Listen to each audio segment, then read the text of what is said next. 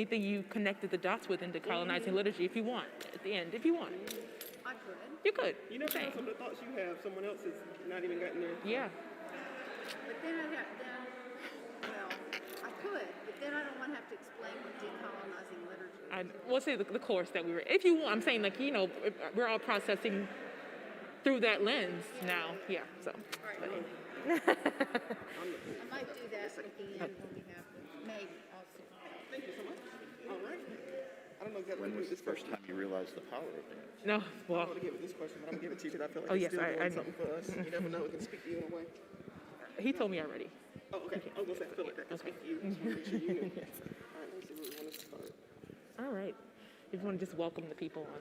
All right, are they going to let me know where to start? Or Just wave your hand at Wes when you're ready, and he'll make sure it's just streaming. wave it, Wes. Okay. Yeah. Testing. Oh, thank you. I can't stay. Oh, can I hug you? I have to go over to Jim's church. They're doing a reception. Yes. We'll miss you. Thank you. If it's okay, I want to ask the first one. Okay. Yes. I want to ask kind of like where this idea came from. I know your background in music arts, but Oh, yeah. Feel free to do. okay. All right, everyone. We're getting ready to start our sermon talk back. First of all, we want to say welcome and thank you for participating with us. Sermon talk back in brief is just an opportunity to ask those questions that you always don't get to ask after you've heard a dynamic message or sermon. Maybe something just touched you in a way and you want a little follow-up, or you want to ask and go a little bit deeper. So we're excited to have an opportunity to bring your questions. If you have another one, we'll have an opportunity at the end for a few more. But I have questions here, and we're going to ask of our proclaimer of the morning, Reverend Mia McClain, who did a fantastic job, didn't she? Fantastic job. All right. So let's just jump right into it. My name is Reverend Tara Gibbs, and I'm taking moderator's privilege, and I'm asking the first question. So Mia, I am familiar with your background in performing arts, and some others may not, but can you just tell us a little bit, where did this sermon kind of come from? This is a very creative sermon, a very interesting topic. How did you kind of get there? Well, about 6 weeks ago, I was reading the lectionary, and I was like, what am I going to preach on the 11th? Trying to think ahead, because I was going out of town, so I didn't want to spend my vacation figuring out what I'm going to preach. But anyway, some of you know I've been leading this decolonizing liturgy course here, and I've just, so much has opened up for me in that course, and if you haven't taken it, shameless plug, take it. We have space left in group session 4. You can find it on our website, or in the fall. It's going to come back in the fall. But really, in particular, my Sunday group, we talked a lot about things we wanted to see in worship, and some people mentioned they would love if the preacher came down from the pulpit every once in a while, and others mentioned singing and poetry and things, and so I really wanted to play a little bit. I can't tell people that they should play and I don't play. So I wanted to play just a little bit, but also I grew up in a tradition where the preacher would sometimes sing before their sermon. That was normal. That was kind of, they would sing a hymn or whatever, and it was a cappella usually. And so also just sort of carrying that tradition as well. Excellent. Thank you for that. All right. So the first question I have here says, it's kind of a side question, but how did, excuse me for messing up the word. How did our Christian denominations get this kind of message that there's no musical instruments in a worship service? Well, I mean, some of them believe that, others don't. Christendom, or the marriage of empire and Christianity, has been a dangerous thing, and also Westernization has been dangerous. And so we've seen pieces of our traditional faith being stripped away over centuries, right? This is not something that happened overnight. And people start to construct their own theologies around what worship should be and what it shouldn't be. There should be no drums in the sanctuary. There should be drums. I remember growing up, in New Orleans, we have a lot of jazz musicians who play in church, and there were certain chords that were banned from being played in church. You couldn't play any jazz chords, so like a 7/9 chord or a 13 chord, or all the fancy things. You couldn't play that in church, and if somebody heard you playing those chords, they would pull you aside and say, no, you have to stick with the major chord, 1, 4, 5, 6, 7, right? You couldn't go off and do the little jazz stuff, right? And so we have come up with these rules that do not necessarily reflect the authentic nature of our faith. And particularly, and now this is controversial, but people think that Christianity was brought to Africa. In many ways, people argue that it was started there in Eastern Africa, in particular around Ethiopia and other parts. And in many traditions, there are various instruments that aren't reflected in our westernized American or United Kingdom, London, the whole Western hemisphere. They're not represented. And I think over time they kind of fell away. But that's how that happened. And I can't speak for every denomination. And within denominations, there's so much variety, right? There are Baptist churches that have a full saxophone every Sunday, guitar, all the things. So, and also, last thing, if you believe that your faith is ever evolving and that your liturgy is ever evolving, then what was done 50 years ago doesn't have to stay the same. It can evolve as well. Yes. I'm glad you talked about that evolving. Even as you mentioned the piano, the jazz example with the chords, even in history we've seen that at some point in many churches, the piano, period, was not considered a church instrument because of its connotations with jazz, and that must not be a church thing. But over time, it's evolved. I remember my dad's church getting their first drum set and how that was a huge deal. It's not a church instrument. So very, very good question. Thank you for asking. One last thing. And then that song, praise him with the timbrel and dance and the sound of the trumpet and the harp and the drums and the bow. I mean, it's in the text. I mean, it's in the right Hebrew Bible, right? Yeah. Okay. So someone quoted one of my favorite people, Brene Brown. And they says, Brene Brown says that dance creates emotional and spiritual connection and that we are not alone. So the follow-up to that is, what advice do you have for those who have to dance alone at some times so that they don't stop dancing? Is that metaphorical or you mean literally? Literally. I mean, I'll answer both. Yeah, okay. I think that you can create, if it's physical, literal, you can create energy wherever you are with your being. And so in that essence of dancing, there's this wonderful book called Dancing with God, a womanist perspective of the Trinity. It's by Karen Baker Fletcher. Dancing with God, a womanist perspective of the Trinity. And if you believe that you are a child of God, let's say we're taking a Christian lens here, and that you are a part of the Trinity, being Creator, children, Holy Spirit, then you are never really dancing alone. Yeah. There is Spirit always at work in the atmosphere.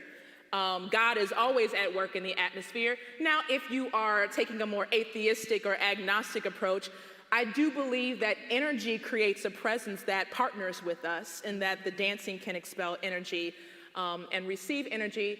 Metaphorically, that's hard. I do believe that community really can create a feeling of wholeness and completeness. But sometimes, and the monastics will tell us this, sometimes you have to get away and be alone. And you can go deep alone as well. You don't have to just be going deep in community and sharing in community. You can go deep alone, and sometimes dancing alone is amazing. I do it all the time. Metaphorically or literally? Both. All right, this question comes from the one and the only Devin Green, future attorney at law. Let me get my notes. Right, this is, yeah. Devin shared, as I was listening to your sermon, I thought a lot of the nap ministry. A common rebuttal to the notion that we need to rest, or in your sermon, dance, is that it's unproductive. As victims of capitalism, who have come to think of our worth in terms of what we produce, many of us, says myself included, worry that taking time away from work to rest or dance will reflect negatively on our grades or even job evaluations. So Devin's curious, what is your response to this notion? I think it's baloney. I love the nap ministry. Trisha is amazing. If you follow on Instagram or anywhere she is, I really love her ministry. And for those of you who don't know what it is, she is a Black woman in Atlanta who started as part of her Master of Divinity work at Candler Theological Seminary. Candler Divinity? Whatever. At Emory. This was her thesis project, people taking naps and then having conversations about what it feels like to actually rest in a world that's telling you that if you're not producing something, you're worthless. Ben just found this great article about, I think it was in China, about Generation Z, who they're going out and they're taking pictures of themselves laying on bridges and stuff, just resting. And they're coming against capitalism, right? This is a culture in their society where people are expected to work 10-hour days, 6 days a week. And they're saying, we're not doing this anymore. We are dying, we are sick, right? Furthermore, we can't pay our bills when we do work 10 hours a day, 6 days a week. So what are we doing this for? To give a theological spin, though, Devin, I would say one of the things that I always go to is Psalm 23. The Lord is my shepherd, I shall not want. God makes me lie down. You just stop there. God makes me lie down. So it is countercultural in our society, but there is a Christian and maybe Judeo-Christian ethic to rest. The seventh day, God did what? Rested. And so and it's going to be in my opinion, the Bible and the teachings of Jesus in particular are countercultural. So it's going to be counter-capitalism. It's going to be counter-consumerism for you to take a break. But what good are you to the world if you are burned out and running on E? How can you serve others if you don't rest? How can you serve others if you don't find joy and hope and dance in some kind of way? Look, you can turn on the news. There's a 24-hour news cycle. Condos collapsing, bridges collapsing. I mean, it's nonstop suffering in our world. If we don't take the time to take care of ourselves and to rest and to cultivate joy by any means necessary, we can't do the work of setting the captives free. I'm remembering in your sermon when you talked about remembering in our bodies, and we only get one body. Yeah. So if you work it to death, yeah, that's it. You don't get another body. Yeah. So we must rest. Thank you for that. Okay, so this question is going to touch to back to the text, and this person writes, well, what about Michael? What about the Michaels or McCalls who disapprove when we dance, or those who just, can't read that word there, but I guess have a disdain for us in the dancing? Yeah, so I don't know how to pronounce her name. I'm going to look that up. I said Michelle. I should look it up too. But it is connected to Michael. But anyway, this is one of David's many wives. Now, this is complicated now. So Michal is Saul's daughter. Right. So her disapproval is complex. She's not just disapproving because David's dancing. She was given to David as his wife when Saul was king. And then by some way, David had gone away, and then she was given to some other man to be his wife. And then David comes back, and then she's given back to David. And then Saul tries to kill David because Saul doesn't want David to be king. There's a lot happening here with Michael and Michal and her disapproval of David. So I don't want to get too down the rabbit hole of the disapproval of dancing as an art form. She disapproves him as an art form. That's one thing. There's a lot of family dynamics that we don't understand. And then also she's disapproving because David is wearing what is equal to an apron that has 2 slits on the side. He's half naked in the streets dancing in front of the servant women. So there's a sense of threat there, like David is trying to seduce. And in Near Eastern culture, ancient Near Eastern culture, a lot of times dancing was a fertility ritual. And so there's that component too. And so you didn't read this verse. I cut it out early. It's the verse 21. But it said that Michal disapproved of David, and then she was barren for the rest of her life, or something like that, right? And so this whole connection to her disapproval of his fertility dance, there's a lot happening in that storyline. So that's Michal. Now, when people disapprove of our dance and our joy, what are we going to do about it, right? We have to do it for ourselves. And I told somebody today, they were like, oh, I just wanted to get up and dance when you were preaching. Do it! What is somebody gonna tell you? And do you care? And we have to sit with why do we care? Yes. And one of the things that in the Decolonizing Liturgy course, in the very first session, we talk about who told you how to behave? Who told you that growing up? You know, for those of us who grew up and we were told, you better be quiet in church. You better not say nothing, or else it's going to be trouble when we get home, right? There was a culture of respectability politics at play at all times. And so who told you that?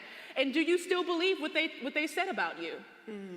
And to really just do that work of sitting with yourself, what is somebody going to do if you get up and dance? If you decide to be joyful in the midst of sorrow, what are they going to do, right? One of the most egregious acts of resistance is joy in the face of sorrow. Yes. It's the ability to say, and this is one of my favorite poems by Lucille Clifton, won't you celebrate with me that every day something has tried to kill me and has failed? I think the poem opens up, come celebrate with me what I have shaped into a kind of life. I had no model, born both non-white and woman. What did I see to be except myself? Won't you celebrate with me in the face of the oppression and the isolation and the racism and the sexism and the homophobia and the transphobia? Won't you celebrate with me that every day something has tried to kill me, right? So there's this act of resistance that is necessary. So what? You don't like it? Okay. That's good. I love that. I love that, the resistance and just doing it anyway, right? It seems like a lot of times, too, our initial response is, I didn't because I was ashamed. That shame thing is powerful, but I've heard a preacher share before, too, that shame voice in your head, 90% of the time, it's not even your own voice. It's someone else that you've internalized to make it become a shameful thing. So, all right, so next Sunday, we'll start dancing in about 10:15. Everyone be ready, wear your comfortable shoes, work your knees out, okay? So here's another question from Devin. So Devin says, in my advocacy work, I've often been cautioned against words like resiliency because of the ways it has been weaponized against BIPOC, Black, Indigenous people of color, and LGBTQ plus folks. I'm curious how this can be reconciled with the idea of dancing in the face of sorrow. So Devin asks, specifically speaking about that focus on resilience instead of changing systems that require resilience. Whew, that's a good one. Yes, I hear that. There is this praise. There's another book. I know Betsy is always taking notes, so I had to say the book title a couple of times. But this book called Too Heavy a Burden by Dr. Shaniqua Walker Barnes. You know what I'm talking about. Yeah, she's actually going to come here in the fall. Anyway, the book is called Too Heavy a Yoke. Too Heavy a Yoke. That's it, okay. And it talks about this incessant obsession with the strong Black woman motif in our culture. So that it's praised almost to a fault because sometimes you don't want to be strong, right? Sometimes you don't want to be strong in the face of oppression. You want there to be no oppression. Sometimes you don't want to be strong in the face of sexism, right? You want there to be no sexism. She talks about this a lot, too heavy a yoke. And it's something that I sit with. I think resilience can be beautiful. And I think that we have to choose it by any means necessary. And I also think we can't become obsessed with it to the point where we are not trying to dismantle the systems that are forcing us to work so hard, right? I love to dance, but sometimes I don't want to dance, right? I want there to be a world where I don't have to dance so hard to get what I deserve. Yeah. Yeah, and I think it's more important for others to hear that. So other groups of people who may not be the same kind of marginalized that I am or you are, whoever. I think it's important for other groups to hear that, to not become so obsessed with, oh, you are a strong person. Look at you. Look how resilient. Look how tough you are, right? But that it's okay for you to not be, and for you to lament and for you to cry. And I think based on the text that I preach, it's really hard for me to talk about David and not talk about the Psalms where he's crying. Right. You know, he is crying in Psalm 22, why have you forsaken me? And that David is just as important and valuable as the one who's dancing before the Lord. And we have to hold both. Yeah. That's good. So would you say that there's maybe a time and a place for the resiliency? Yeah, and it's different for everybody, so it's hard to kind of say, This is this is the time, place. this is not the Okay. time. But you have to do that inner work to know for yourself. When is there, I need to pull away. I need to go talk to my therapist because I don't want to be resilient with these people right now. I'm go over here with the people that I don't want to be resilient with. I've had to make those decisions recently. There were people that I was, sort of hanging out with in the pandemic, and I was like, I don't want to be their pastor. I don't want to be resilient with them. I'm going over here where I could just I can complain and vent and stuff, so. Excellent, okay. So those are all the questions I received in advance. We do have just a few minutes for a few questions if someone in the audience would like to raise a question, and I'll be there in just a moment.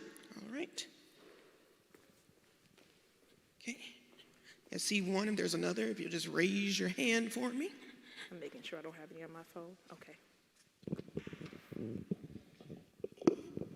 Yeah, I love the message, by the way. I love it because I'm a fan of David, because I just remember through every storm how you have to dance through it. It's hard for a lot of people.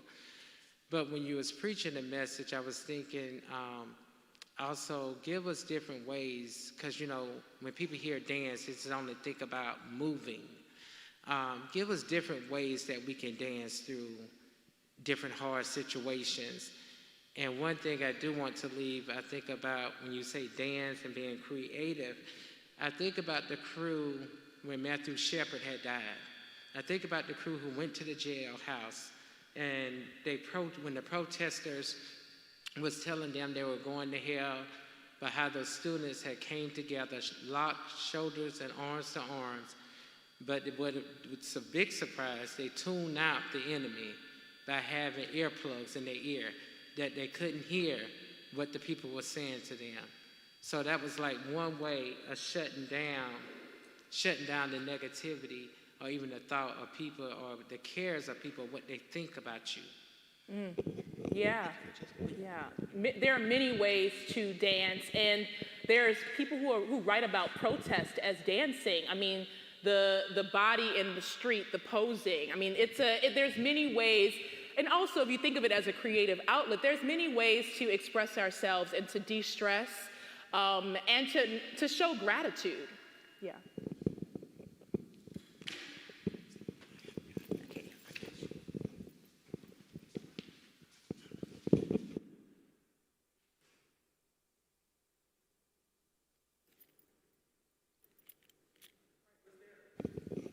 Testing. Was it okay?